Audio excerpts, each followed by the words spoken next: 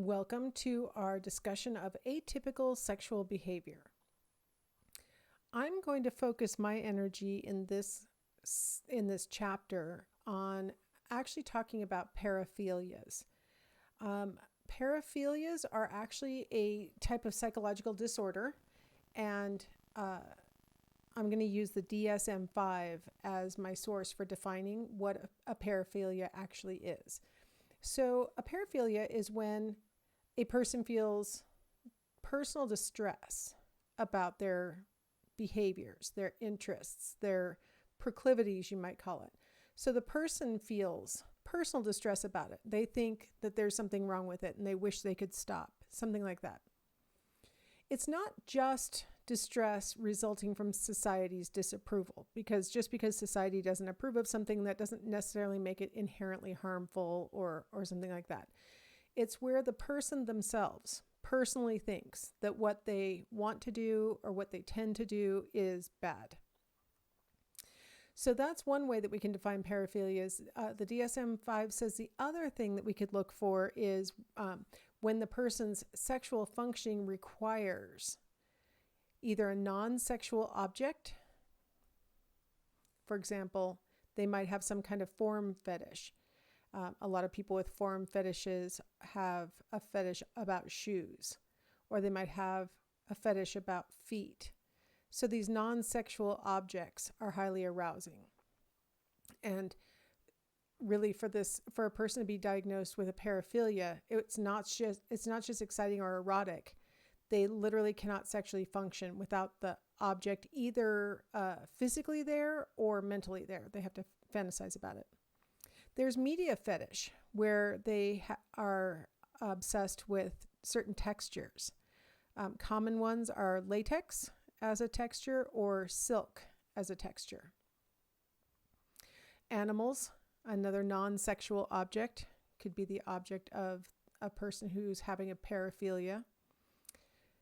Fire or arson is often an object for a paraphiliac. That's a non-sexual object, but they have attached sexual meaning to it. Another kind of thing that might be associated with paraphilia would be suffering or humiliation, either of themselves or of their partner. And it needs to be actual suffering and actual humiliation. This is not role-playing. When we're talking about a paraphilia, this is where they need their victim to display true suffering or true humiliation. Or if they're the one who wants to suffer or be humiliated, they need to be out of control, and not in a role-playing way, but in a literal, I don't know what you might do to me, and that's really erotic. And I can't function sexually unless I have that feeling of jeopardy. The final thing that might be associated with a paraphilia would be having a non-consenting partner. So one of these things would have to be present in order for a person to be diagnosed with a paraphilia. So I started this lecture with the chapter title, which is Atypical Sexual Behaviors, and then I dove into something completely entirely different, right? But it's not entirely different. Paraphilias are the diagnosable version of atypical behaviors. Atypical behaviors mean that they aren't very common. Like, not everybody does it, but atypical means it's not necessarily a diagnosable disorder. So I'm going to focus on the paraphilias as I go through the chapter, because there's so many variations on what is, typical or desirable or reasonable. And I don't want to give any impression that certain behaviors are better or worse. I just want to focus on the diagnosable ones that I think, unless you suffer from one and don't have the personal distress about it, probably all of us would agree that these are behaviors taken to the nth degree, where it's possibly harmful to the person or to the victim that they're going to take advantage of. Now, there's some associated features that go along with paraphilias. One is that the person, because they may have difficulty functioning without the object, they might fantasize about that object. So maybe they don't actually harm other people. They don't necessarily make somebody else suffer, but they fantasize about it. while they're having sex, and that allows them to be able to function. The problem with fantasy is that a lot of times it loses its power, and so the person might need to get into the real world and have some of the experiences that are the focus of their obsession in order to give them fresh things to fantasize about so that they can function again. They might pursue a job or a hobby that puts them into contact with their object. So it's not unusual to find out that a person who works at a shoe repair store, for example, might have a shoe fetish. Interestingly enough, a person who has a fetish about a form usually wants that form to have been used. So they don't want to work with brand new clean shoes. They want to work with shoes that somebody has worn. They might want to be a shoe salesman because they have a foot fetish, and so they like to see people's feet, stuff like that. So they'll oftentimes put themselves into a position where it makes sense that they would be in contact with their fetish object. And like I said, sexual dysfunctions are often common when the object is not present or when the fantasy isn't working. The most typical or most common sufferer of paraphilias would be a white male who's heterosexual, and usually they're in their teens to 20s. So they tend to be on the younger end of the spectrum. It's oftentimes going to be associated with substance abuse. A lot of times when people are experiencing personal distress about their own instincts or their own impulses, they try and mask that, or they do what we call self-medicating through using some kind of substance to sort of make it okay, make them either not feel guilty or make them forget about the thing that they typically are focused on. They'll oftentimes have intimacy problems. They have difficulty having honest relationships with people because a lot of times they think if you only knew the real me, you would reject me. And so they never really get that close.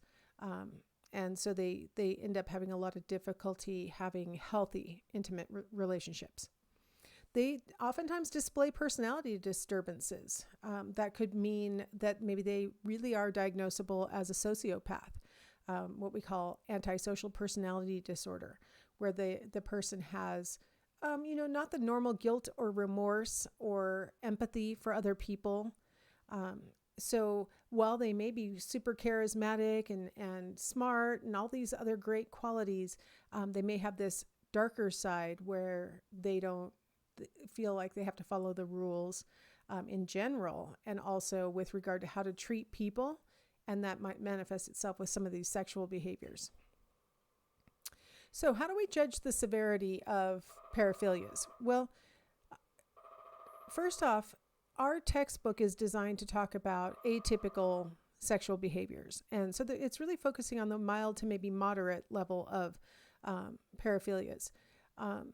If you're in the mild category, you have urges, but you can completely have sex without the object and in fact engage in lots of different behaviors and maybe look at some of your urges or whatever as more of a something that you can turn on and off. It's more of a game that you might play. It's fun. It maybe gives a little bit of spice, but you don't have to do that. If your partner doesn't like it, it's no big deal. When you're more moderate, sort of moving more toward the paraphilic side, maybe you have certain behaviors that maybe your partner doesn't want to engage in, but you have acted on those behaviors, like maybe made them do it, or maybe you acted out with a stranger, something like that. If you're male and have a moderate level of, paraphilic, sort of in between atypical and paraphilic level, it may be that sometimes you experience erectile dysfunction if you don't have the object or the, fantasy that you can focus on. What we're going to mostly talk about is the severe cases where you have people who repeatedly act on their impulses. They literally can't function. So I really want to focus on the diagnosable level, just because it's sort of the clearest cut. It's really hard to talk about, atypical or, kinky behavior, because kinky, if you're in control of it and, your partner's consenting, there's nothing wrong with it. Right? Obviously, if everybody's consenting and everybody's into it, then there's really nothing wrong with it at all. And usually people don't experience too much distress once they find out that other people might be interested in it also. And, as long as they're not victimizing anyone, we're talking about atypical or kinky behavior. But when we're talking about some of the behaviors where somebody else is being victimized or taken advantage of, or harmed in some way, or an inanimate object is required in order to have sexual functioning, the person probably is going to experience some personal distress about that. So we're going to be talking about those. That's a lot clearer cut. So we're going to talk about the severe, the diagnosable level. So just to clarify what I mean when I'm saying, atypical behavior versus paraphilic behavior, atypical, it literally means uncommon. That's what atypical means. Paraphilia is rare. Very few people actually have diagnosable paraphilias. And when we get done going through all the different kinds of paraphilias, you'll probably be glad to hear that. With atypical behaviors, it doesn't interfere with relationships. If it's just an atypical sort of kinky thing that a person's into, and they have maybe somebody who they're in love with and they are in a relationship with, and they find out that that person's really not into the kinky thing, it's not going to necessarily break up the relationship, because the person who just engages in atypical behavior can obviously still function, isn't going to be necessarily missing out if they don't get to work out their full fantasy or whatever. And so their relationships stay intact. They don't have difficulty with sexual functioning because it's just something that spices up their sexual activity. It's not a requirement for their sexual activity. On the other hand, paraphilias tend to interfere with relationships and it's like one of the diagnosed criteria is it interferes with sexual functioning. Paraphilias might also interfere with employment. Sometimes people who are paraphiliacs will end up doing things at work that will get them fired. They'll have things on their computer that is illegal to have, or they will steal things from their employer because they need it for their sexual fantasizing, or they might interact with customers in an inappropriate way because it's part of their functioning. So it also can interfere with their legal standing. It can cause them to get arrested or be spend time in prison, because some of the things that we're going to talk about as paraphilias are against the law, and some of them are very harmful to their victims. So these are clearly different levels, right? So just to kind of make a side-by-side comparison, atypical behaviors would be, engaging in dominance and submission, role-playing. There's a safe word. Everybody knows that we'll stop as soon as one of us isn't comfortable. With paraphilia, we're talking about a person who is a true sadist, who literally needs their victim to be suffering, or they are a true masochist who needs to be experiencing actual pain and scarring and things like that in order to be aroused. An atypical, and I don't even know if this is atypical, but preferring long hair, right? Maybe wanting the person to, rub their hair all over on their abdomen, things, and they really enjoy the sensations and whatever. That's just maybe atypical. Paraphiliac, they go to the, local barber shop and steal the hair that's been swept off the floor, or they actually walk behind somebody who has long hair and snip off a piece and hope that the person doesn't know that they actually just stole a lock of their hair and things like that. So we've moved into a different level when we start talking about paraphiliacs. Okay, so hopefully that clarifies between the two things, atypical versus paraphiliac. Now I'm going to go ahead and cover what kinds of categories are within the paraphilias. Coercive or non-coercive.